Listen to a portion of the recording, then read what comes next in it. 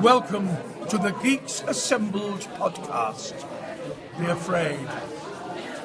Be very afraid. Hello, we are Geeks Assembled, and we've gathered here again today, and it's another Doctor Who episode, Series 11, and the Tsuranga Conundrum. And we're going to jump straight in. Let's go to Stephen Price since he's unmuted. Let's see what his opening thoughts are for this episode. I was looking forward to this episode, and I sat here. I found it boring, and I drifted off to sleep. It must have been for about 3 or 4 minutes. I just woke up and I thought, my God, this is awful. It's just slow. There's nothing happening. There's no action in it. And then that alien pops up and I go, what the hell is that thing? When I popped up, I wanted to turn it off. It's just pathetic. You know,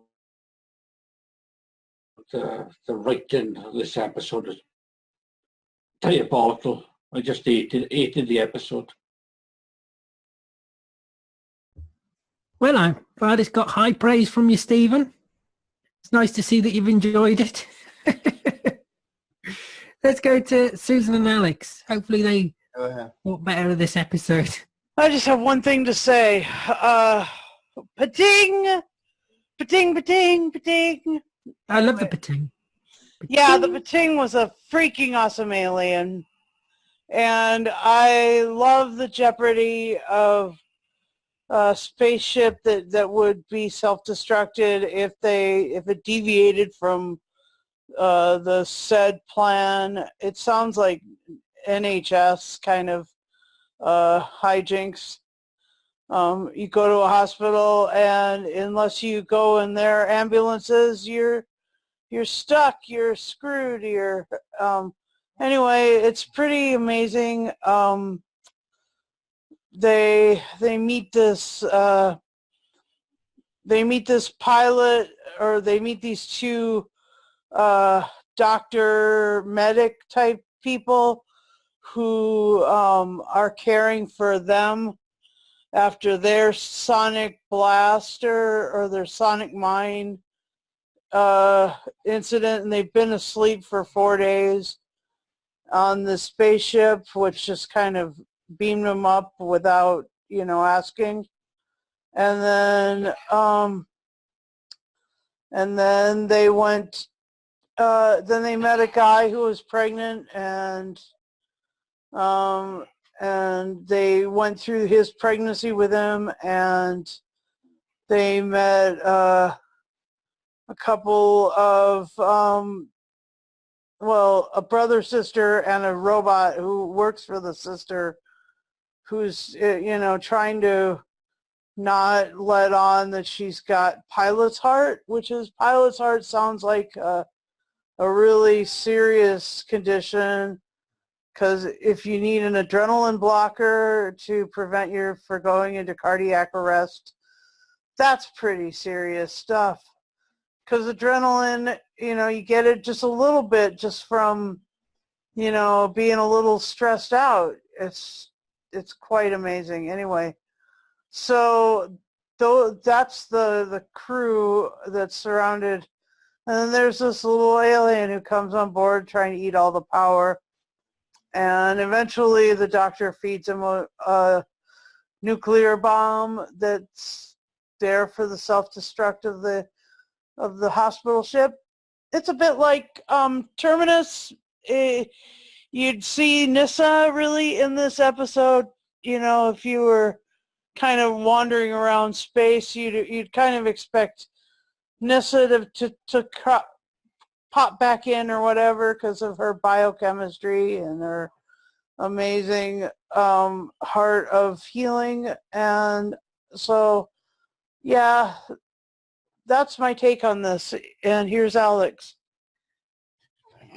Some things I liked about this episode and story, some things I didn't. I would have actually liked to have known why the doctor kind of allowed a mine to go off and blow them up. The ship was a cute idea, and the designs were a cute idea. I I didn't like the little creature. Again, I don't know if it's spoiler-free or not. I did like the dialogue for the most part. I just spoiled the whole thing. Yeah, you did. I didn't like the pregnant man. That's weird. But again, they're probably trying to jazz it up a little bit. I did like the doctor's dialogue. I did like the design of the ship. I do like the fact that the doctor was able to figure out, like she told the other female doctor, a medical doctor, that she was also a doctor and doctor of a lot of subjects and such and such. But yeah, I didn't really like the story thus far. I thought some of it was silly. But then again, I don't think it was written for me. I'm more of a classic Doctor Who. That's why I liked her dialogue. I didn't necessarily like the plot or the story per se. And again, I think they're also running into the issue of having to give the companions or friends something to do. So I think some of that was a little silly. It's not a bad story. It's not a bad episode, but I wasn't a huge fan of it. You know what? I must be living in some sort of parallel world, because I watched this episode and then I went on the internet and I saw quite a lot of negativity. And I just thought, did they actually watch it? Right. And then there was people saying, oh, I was on my phone through this episode. It was so boring. I went to make a cup of tea during this episode, and then the penny dropped. The problem is with this episode is actually it's got well-written characters, and people haven't got the attention span of well-written characters anymore. Yeah. People are doing this while they're watching Doctor Who, and if you don't pay attention, you're not going to enjoy it. It's not flashy, bang, bang, quick, get the episode over with that Stephen Moffat's Doctor Who was. It's a more slower Doctor Who with actual characters. People moaned for years Moffat didn't write any characters. They had 2D characters. There was no personality to them. Chibnall comes in, he gives you characters, and really good characters, like you feel for those characters. I mean, I felt sorry for the woman who had Pilot's heart, the doctor. I thought, and then she died at the end. I thought, do you know what? I thought that was such a beautiful scene. Oh, I know. To end the episode with, when they were just holding hands and they were saying a prayer for her. You know, they were. Yeah. What are people on about? Really, seriously, people need to stop going on Twitter and tweeting during an episode. They need to bloody sit down and they need to watch the episode. That's what they need to do. Get off your phones. Do you know what I do? When I'm watching when Doctor Who's coming on, I turn my phone off. Put it down somewhere that I can't reach it, and then say, right, I'm going to watch this episode, and I'm actually going to watch it. And you find you enjoy it. If you're on your phone going, oh yes, you're not going to watch it. You're not going to enjoy it. Because you're not getting the full experience. You've got to sit there and you've got to watch it. Stephen Price saying he's going to sleep. Well, you're not going to get. You are not going to get all the information you need. When I'm watching something, I don't. You're not going to get all the information you need. Because I thought. Perhaps I didn't like it. Hey? I'll give it another try. No, but what the other thing is, people say there was no threat, there was no danger. Yes, there was. There was danger throughout the whole thing. Two people died. 2 people died, and the ship was being eaten by the Pating. The ship was being eaten. That would have killed them. And then you had the extra threat of the planet, the planet that they were going to, blowing them up.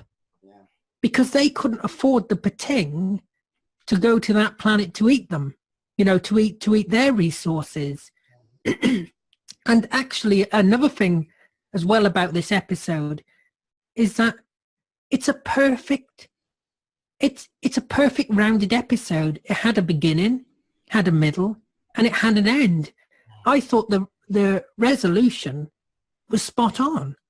To use the bomb to feed it to the Pating. It made sense. It wasn't done by sonic screwdriver. It wasn't done by, pulling something out of the hat. It was done in a logical way. A mousetrap, really. Yeah, it was a mousetrap. And I thought the Pating creature, people are going on about, oh, but it wasn't scary. Yeah, but let me tell you this. Some of the most cutest animals on Earth can kill you. Yep. Some of the most cutest animals, is it koalas can kill you, can't they? Is it koalas? I don't know, but like wolverines and other creatures are burly. But Yep. it isn't that he was an evil, No, he wasn't demonic evil. creature. He was just a little power eater. And when you're in space, you need power to power life support and the other important stuff. It's about space. Outer space is dangerous. Just ask Dr. McCoy. Because they would have died. The doctor and her companions and everybody else on the ship would have died because they were running out of oxygen for a start. And if he'd eaten the whole ship, well, they wouldn't be alive. That's the danger. They don't have it. People are saying like, oh, but it wasn't going to kill them. It wasn't going to eat them. No, it wasn't going to eat them, but it was going to eat the ship around them, which would have killed them. Okay, well, but the other issue too, Alan, is the fact that number one, the internet for some reason does not like Jodie Whittaker. Now all of a sudden they don't want, after spending 6 years complaining about Moffat, they want it back, which is that's not how it works. That's not how it works. Now, like I said, I didn't like it, but I could see what they were trying to do, and I understand too. Not only the internet, but everything's in 5 seconds. So they're probably complaining because the creature didn't eat them or bite them. That's probably what it is. Which that would have made. But that wasn't the point of the creature, because the creature wasn't that. That wasn't the point. That gets boring when all the creatures, all they want to do is eat you. Yeah. And another thing as well is that people moaned about Moffat. They moaned and they moaned and they moaned. Now we have Chris Chibnall, and now they're moaning and moaning and moaning. And now they want Moffat back. I've seen posts today saying, oh, I wish Moffat would come back. But you moaned. And they say, oh, Doctor Who's too simple now. Sorry to tell you, but you're saying that about a kid's TV show. You're saying a kid's TV show's too simple. At the end of the day, people complained that Moffat's Doctor Who was too complicated. The fandom is crazy. Okay? The fandom is crazy. I can't hear you. The fandom is crazy. Oh, yeah, the fandom's crazy. Yeah, the fandom has literally lost its collective minds. I didn't like what Moffat did. I think I think we all know that I wasn't a fan of Moffat. But I love Chris Chibnall. But I was. Yeah, you were. That's fine. But I love Chris Chibnall. I think Chris Chibnall's doing an amazing job. What irks me is that these same people who moaned about Moffat, now Chris Chibnall is in doing what they moaned about Moffat. So they moaned about not having well-rounded characters. They moaned about it being too complicated. Chris Chibnall comes in with well-rounded characters, making Doctor Who not as complicated, and they moan again.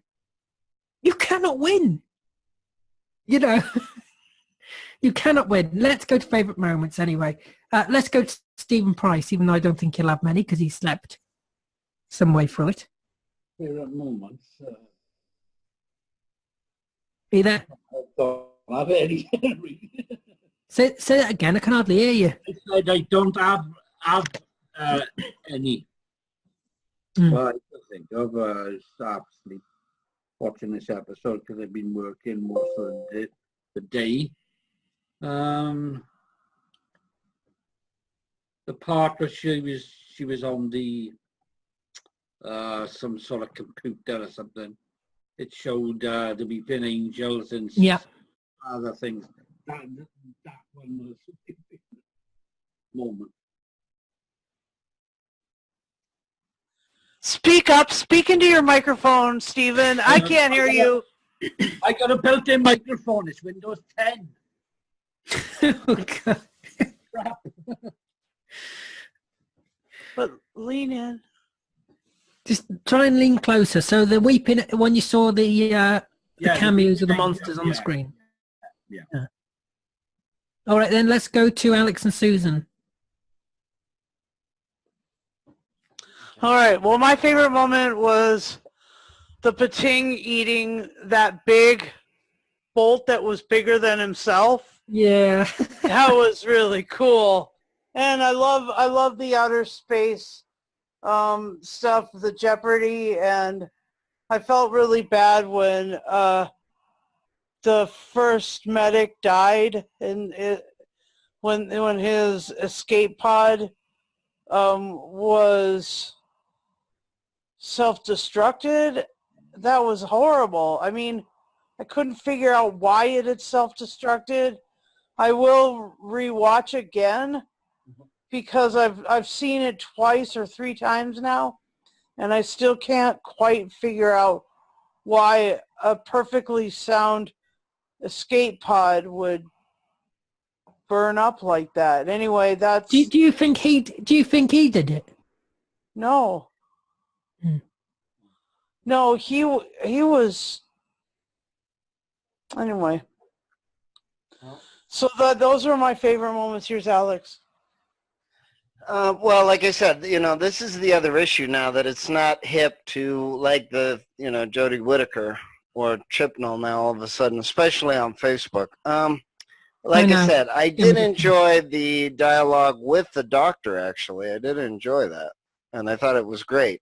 So it's not that I'm trying to be negative, but it's also the issue of Doctor Who has to change, and science fiction can't have the exact same stories, the exact same villains all the time, and that was the problem that it was running into, especially after 2008.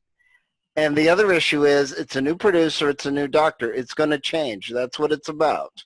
So if you guys don't like it, then I suggest someone on the internet take all this complaining and try to make your own movie, and let's see how it goes. But the problem is, Alex, Doctor Who fans think they're entitled, and they think every episode has to match their standards and their approval. You have to meet their approval, otherwise it's crap. It has to be their way or no way, and it's wrong. It's Doctor Who. It doesn't have to be any way. Well, like I said, let them, it's easy to criticize in a way. Plus, some of it is not even a good criticism. Plus, you produce it and write it and see how easy it is, because it's really easy. That's the problem with the internet and TV. You can sit there and watch. Now, are some things really bad? Absolutely. But we're not talking about Doctor Who when we're saying this. And even if it was, not every episode's going to be perfect anyway.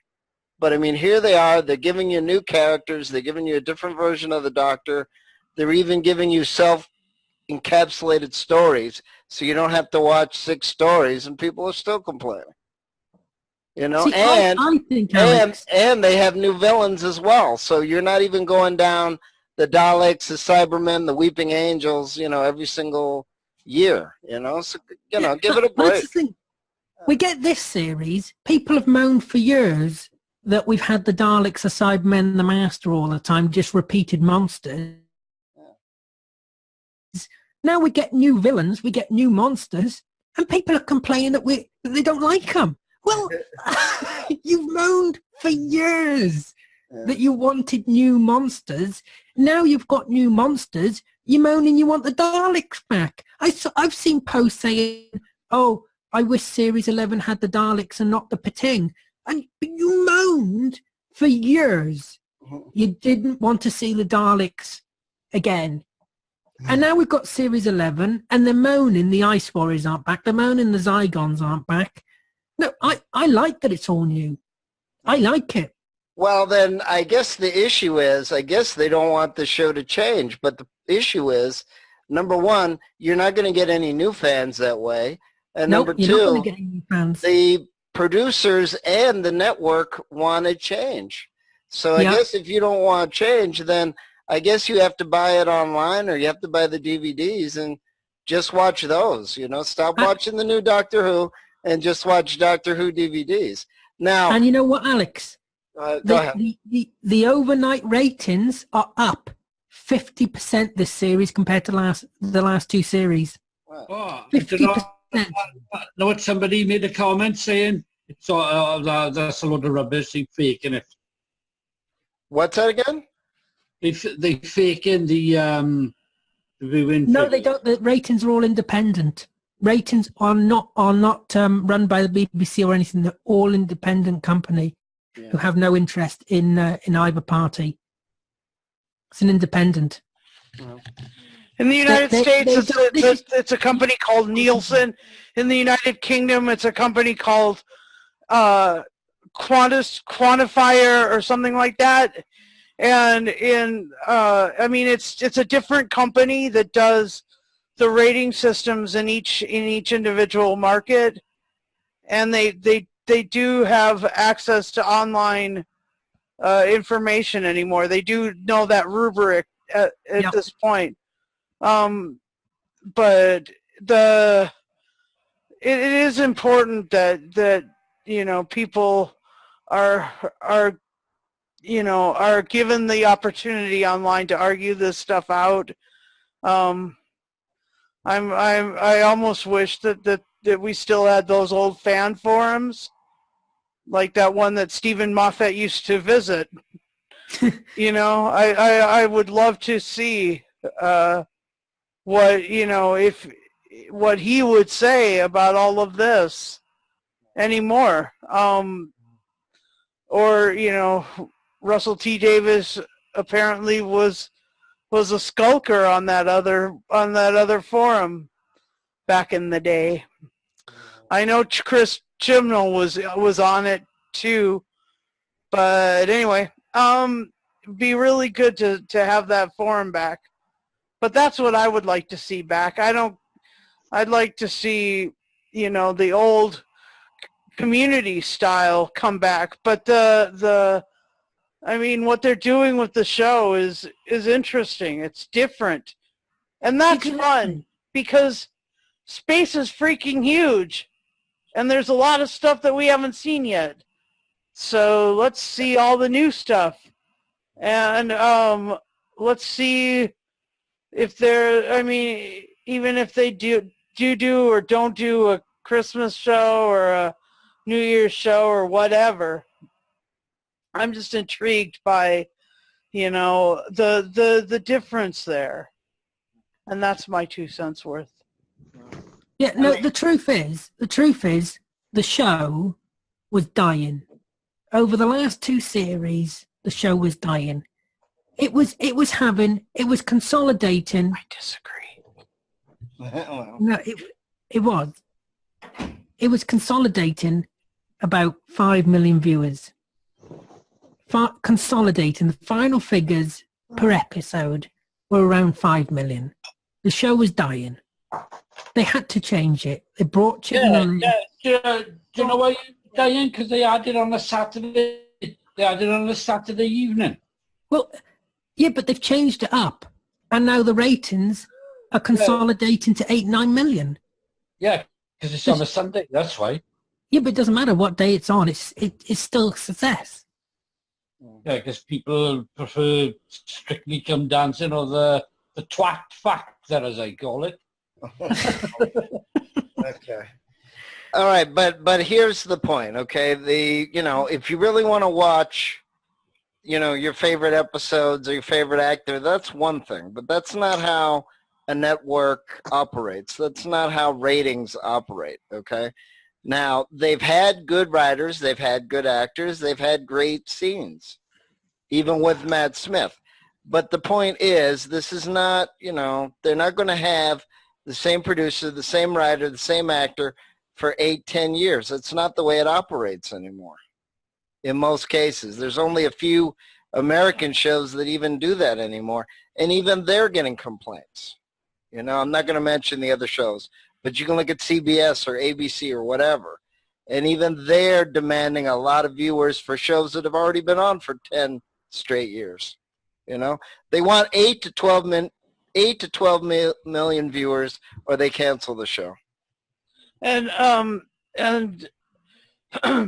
like American shows are now taking the idea of small webisodes from the way Doctor Who was run under Moffat.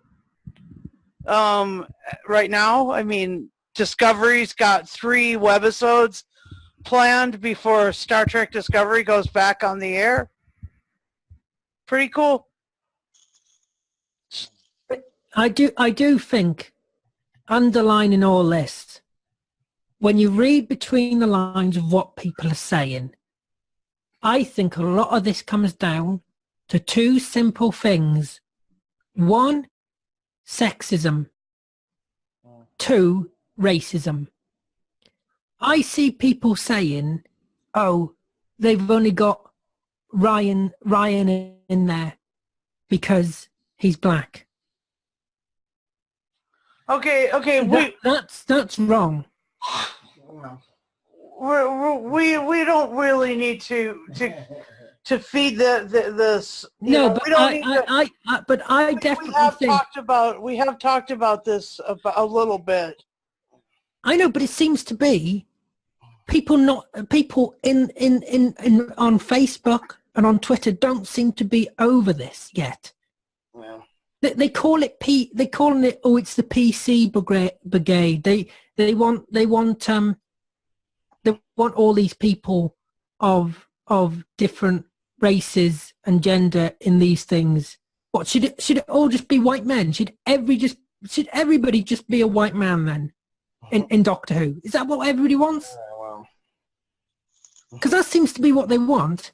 They see a woman in there, they see a black woman, and they're crying, oh, PC, Doctor Who's too PC. It's got a woman of colour in it. It's too PC. Okay, well, we're in the bloody 2018 for Christ's sake. Okay, well, Alan, they're entitled to their opinion, but here's the difference. If they don't want to watch the show anymore, fine. But if they really want to complain, let them produce it and see how far they get. The show, unfortunately, was losing popularity. Yep. Going over the same old ground, and they were going to be to the point. I think, Alan, you also know people at the BBC and the networks don't want to do most of the time, and certainly now, where, like I said, you have to have 8 to 12 million viewers or they cancel a show. That's all it is. So I know I've said it, but what I'm saying is there were black characters in Doctor Who. There were women characters in Doctor Who. So they're only seeing what they want to see, and that's not the way it works. First of all, they use political correctness. This word that is just thrown around, political correctness, to attack anything that isn't a white male in the show. Well, okay. They just, I mean, it's true. I disagree with this because we have had amazing characters, people of color, throughout the last 20 years of Doctor Who. I disagree with that. I think that the people who are enjoying this right now are getting a lot out of it, even even if it makes them uncomfortable, like seeing a man pregnant. That they talked about the face of Bo being pregnant. Yes, Bo's pregnant. 15 years ago, yeah. And Nobody made a big stink about it, but you show it and it's a little uncomfortable. But these are fucking aliens, okay? Exactly. It's a sci-fi. Okay. So we can, Alan, we just, you know, let's not feed the trolls. No, let's not let this podcast disintegrate into talking about the fan ideas that are anathema to the regular, you know, intellectually astute, savvy viewer, science fiction fan, Doctor Who fan, whatever, you know. Mm-hmm. There's an integrity that you have towards the you know, towards what it is, and of course these things make you uncomfortable. That's what aliens do. They're not from Earth. They're not from your time. Of course they're going to make you uncomfortable. I mean, that's the point, right? Exactly. Yeah. If it's just like the bloke next door, or if it's just like the bird next door, why not do just another? It might as well be an ordinary TV show. EastEnders, a soap opera. Yeah, or EastEnders. Yeah. Okay, so let's not feed the trolls anymore, Alan. Let's move past this, because this is something that is just inherent in science fiction. It's orbited by planets of uncomfortable aliens, of uncomfortable thought, and of things that attack your senses, because it's not from Earth. It's not what you see walking around your city. Yeah. Or in case of Ryan Sinclair, trying to stumble or, you know, wipe out off your bicycle around your city.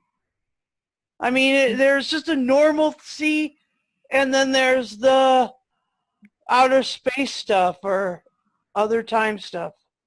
Stuff that makes you uncomfortable.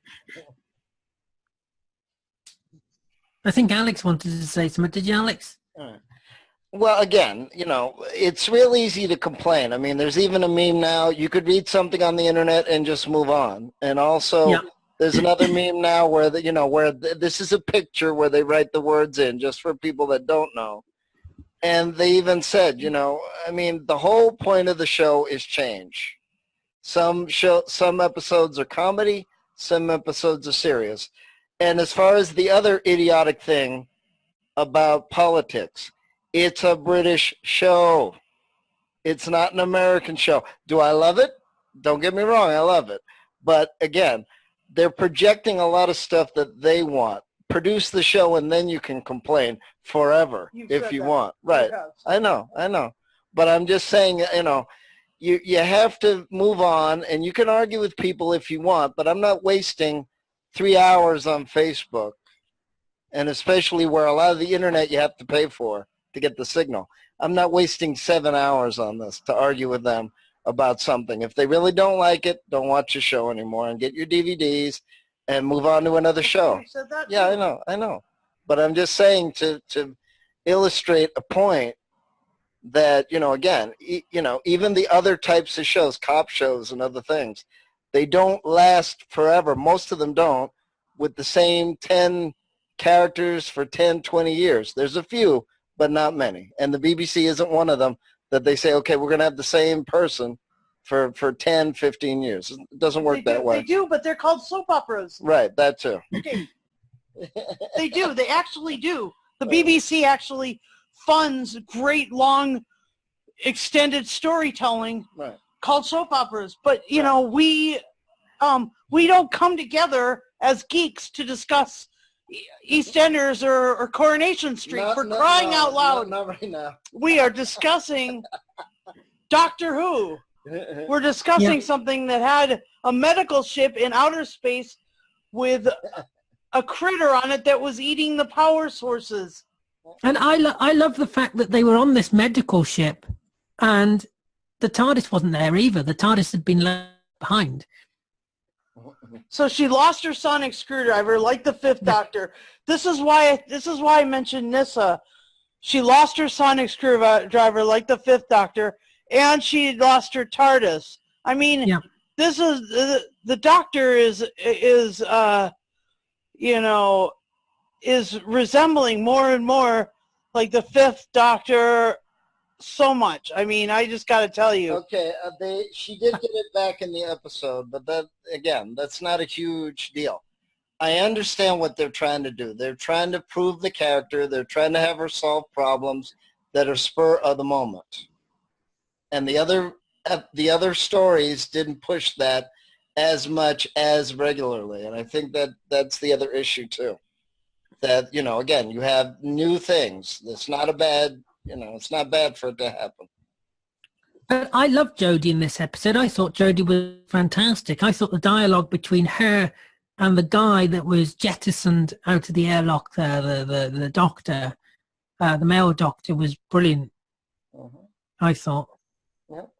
And because he was saying, like, I'm in charge here, and she was a bit messed up at the beginning because of the effect of the of the mind. So she was a bit, she wasn't thinking straight. She was thinking quite selfishly, which I quite liked, because the Doctor's not perfect, and the Doctor should never be 100% perfect.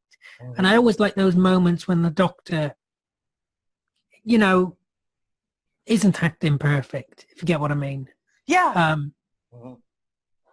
And I did like the scenes with Ryan and Graham, the pregnant man, because that was paralleling. This was the point of it. That was paralleling what happened with Ryan when Ryan was abandoned from his father. Right. When Ryan gave up, so he was saying to that guy who was giving birth, he was saying, give it a try, give it a shot, because he was abandoned as a kid by his father. So there was a lot of relatability for that. It really connected. The two stories were parallel to one another. And even, I can't remember how far in the future this was, but even so far in the future, you've still got this going on, and people like that who are, who don't think they can be a good parent and things like that, and don't think they're able to cope, which is a real issue. Yeah. People really go through that when they, going to give birth. Can I do this? Should I do this? Is this the best thing to do for the child, or should I just give it away? And some people have that real issue. So yeah, I just do not see where the complaints come from. I thought it was a fantastic episode. I thought it was very relatable. It dealt with real issues. Yes, it was a pregnant man, but it's sci-fi, as Susan says. That's why you watch it. It's not EastEnders. If it happened in EastEnders, that's different. Or this is sci-fi. Or call the midwife, as Graham said. Yeah. But this is sci-fi. That's why you watch it. Well, it you was want to watch something a little bit different. Sorry, Alan. It's supposed to take place in the 67th century. They're trying to jazz it up. They have to make it relatable. Because imagine that you're injured, you're on a ship, and you're presented with all these problems, all these issues, okay? Mm-hmm. And the doctor even said, given the answer, what's the question, trying to find the solution, you have hope. It doesn't immediately present itself. You have to, help it along. That's fine. And that's the whole point of a story, is that you can take the scenario or the issue, and then depending on how good a writer you are, it can be totally plot-based, or it can be a little bit plot, and the rest is either the resolution or the characters that you add to it. And part of science fiction, I think people also are forgetting, science fiction is not supposed to be super comfortable. Science fiction is political. Science fiction isn't based on gender. Science fiction isn't based on the magic sonic screwdriver being a magic wand. And even Clara said that they were using it too much to solve the issue. You're supposed to use your brain to solve problems, not a sonic screwdriver. So I don't know if the other issue is that people want it comfortable, but they don't realize, you can have it comfortable, but you also have to have a challenge. And if you take the challenge out, then it'll just be the same show doing the same thing for 20 years straight. That's not what it's made for. And that's not what science fiction is made for. That's not what mysteries are made for. That's not what horror movies are made for. Yeah, you can make some things that are cheesy or silly or scary or too complex or too many cliches. And if you want to watch that, fine. Get your DVD and have fun. But the real producers, the real writers, the real studios, they're supposed to present, yeah, we've all said the same thing. I understand that. But I don't think the internet understands that. You want the same thing? Go make your own show then. You won't get into their heads by repeating yourself. Okay, that's fine. I understand that. But I have to say as well, the ship visually, the interiors did look fantastic, didn't they? It was a good spaceship. Do you know what? It looked real. It generally looked like you could. That was so believable. It was fantastic, and also the music was very good, I thought. Anyway, should we wrap this up now? Should we move to final scene score? Do I dare go to Stephen Price? Yes. Let's go Stephen Price. I'll have to rewatch this again because it was, as I said, it was tired at the time. I think give her a rewatch. I think you might enjoy it actually when you sit down and watch. I think you might enjoy it. I did like the ship and all that. I thought that was excellent. I give it a 7. I give it a 7. I won't give it any lower than that. Yeah, that's fine. That's a perfectly fair score, I think. Yeah, let's go to Alex and Susan. Okay, all right. Oh, Susan first. That's a bad sign. I will give this. I'll give this a 9 out of 10. It was a rich story. I do agree with Alad, like that bit where Ryan and Graham are reliving Ryan's father abandoning him was really rich, and I love the pating. So a 9 out of 10 for me. Here you go. Okay. So at the risk of repeating myself, I give it a 8, but because of the doctor's dialogue and the fact that they were trying to do something new. And the show has changed, and it's a different character. It's different friends or companions, however you want to do it. Every time they change the doctor, they change the theme music. I mean, these are not new. This is not new, guys. And again, they're trying to present challenges. They have to do it in 50 minutes because this is not the days of a 2-hour Doctor Who story. It's not happening right now. So it's a good story. I liked other ones in the series so far better. Hopefully the next, how many episodes are left? 5 or 6 or 4? 5. Yeah, 5. Okay, so, we're going to be here to review the next one, and hopefully, that one is good. I've liked a lot of the stories, especially the dialogue, especially. And, I'm not reading as much in it as the internet is, and there's no reason to. And I've already paid for my episodes on Amazon if I really want to, and I can watch it there. And, they had to change things, and it's fine. I didn't like the story per se, but I did like the dialogue. I do see what they're trying to do. And they have to condense it, and they have to change it, and they have to add challenges, and that's the same thing with any story. So I really like the dialogue and of Jodie Whittaker and of her character. I really like it. Otherwise, yeah, I wouldn't have liked the episode as much. Yeah, I think Alex is right. People are reading into this too much, and Chris Chibnall said that this is Doctor Who that he wants to be accessible. This is meant to be accessible. He's writing these episodes to get new fans in. You're only a fan because you started watching in the first place.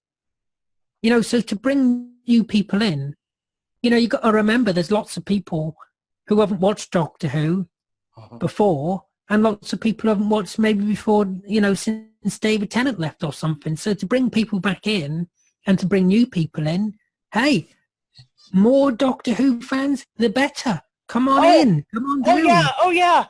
Speaking of which, I figured out what the 13th Doctor's catchphrase is.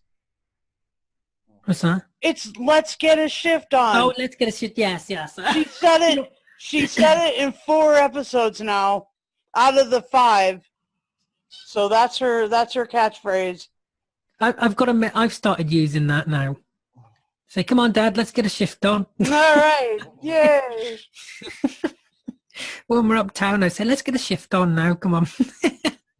I do. It's catchy. It's caught on to me. You know that's. It's a I'm really enjoying catchphrase. Series 11. Susan. I'm loving Series 11. I'm going to give this episode a 9.5. In fact, it's my second favorite episode of the series so far. Below Rosa. It's my second favorite. I really like it. I think the characters are so rich. Like the woman who's dying of pilot heart. I just felt so sorry for her. You know, and she died trying to save them. I know. And you've got the dynamic between Ryan Graham and the pregnant man. And her robot was like... Yeah, and her robot as well, yeah. Her robot didn't want her to do it, but her brother ended up helping her. Yeah, exactly. Was not expected. Yeah, exactly. So the characters they're just so well written, and they feel like real people. And you actually start and to a real connect robot. with them. Yeah, you start to connect with them. And the Pating, I love the Pating. Mm-hmm. I adore the Pating. I think that the Pating is brilliant. I wouldn't want to meet it because it will just eat it. It would eat all your light bulbs. Yeah, exactly. It would go inside and chew on your washer dryer. You know, thinking of that, Brian could be related to the Pating. It would. Distant cousin. It would swallow your water heater. Yeah. A Pating is a dangerous thing. A Pating is a dangerous thing. It was a different take on the base Under Siege story. Instead of that, because we've had a lot of stories where they're on a spaceship and some scary monster's trying to kill them. But this wasn't trying to kill them. I mean, you know, it was eating the ship and destroying the ship. So this was a different take on that. And that's what I really liked about it. I really liked that it was a different take on, because I get bored with the same old stuff and the same old stories. So I liked that it was a bit different. And I'm glad that they did it. So yeah, it's getting a 9.5 from me. So that's it. I'd like to thank everybody here for joining me. I'd like to thank you for watching. Tell us below what you made of this Doctor Who story. And, you know, tell us what you think of the series so far, since we're halfway through. So far, it's amazing for me. What about you, Susan? Yeah. Yeah? I'm enjoying it quite a lot. Are you enjoying it, Stephen, so far, halfway through? Yeah, not... I didn't think I'd like it at all, but it's... I like the cinematic filming and the locations they go into. But I like the stories feel more fleshed out and the characters feel more real. So I got a question for you guys. Everybody can answer this. Is the Demons of the Punjab, is that going to be like the Marco Polo of the Series 11? Answer. I don't know. I've never seen Marco Polo. But have you heard it? Yeah, No. I've seen it, the telly snaps. Yeah. I don't want to watch telly snaps. I'm waiting for the episode to be animated. Find it. You can listen to. You don't have to watch the snaps. Just knock it off or minimize it and just listen to the audio. So yeah. So in my humble opinion, because I think that they're going to turn the human beings into the enemy again, I think that Demons of the Punjab is going to be just so close to the Marco Polo of the like the first series, the first season, and this one will I kind think of parallel it. I'm excited. Well, why don't Tingly we? there. Yeah, why don't we just watch it? I mean, again, this is the other issue as well. I'm liking the new theme song. It's not as great as the other ones, but they had to change it. The visual is good. They're not using the sonic screwdriver as a magic wand constantly. They have to change the doctor. I like, what's his name? I like Graham a lot. He seems to be very relatable and very human, and that's what a companion friend is. The other two characters, they need a little fleshing out in my opinion, but I like them. I do like Jodie Whittaker. I mean, you have to change things up. You have to have variety. So let's see the next 5 stories how it goes, and then hopefully they continue on with Doctor Who with her as the Doctor, and hopefully we will get a second series with her as the Doctor. And that's the way it goes. I mean, No, we're getting a second series. yeah, so that's the other thing. We can argue, we can have our opinions varied, but I mean, this is a 55-year-old show, and they have to change it up to keep it going. And if you don't like the show, I know people that read the books, listen to audio plays, read the comics. There's tons of stuff out there. So. And on that note, with Alex having the final say, hit that subscribe button. Look after yourself. Take care. We will see you next time.